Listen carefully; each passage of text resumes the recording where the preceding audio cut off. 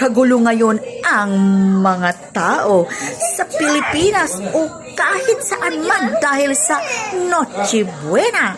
Aba, hindi pa yan inday dahil napublish na 500 sa Noche Buena. Pwede na? Aba, inday, kapag ako, pwede na. Malaki na yan. Kapag ako mag-budget, may maiwan pa yan para sa ibang pamilya. I-share ko yung mga grasya sa Noche Buena. Ang Noche Buena, kailangan lang na magsama-sama kayong mga pamilya at masaya. Dahil sa amin dati, ang Noche Buena namin, kanin at asin.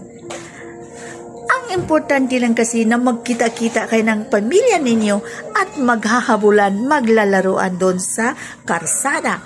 Masaya na kami, inday, na makita yung mga fireworks sa Noche Buena. Yun ang importante at mahalaga, na masaya ang pamilya. Hindi yung pabungga-bunga.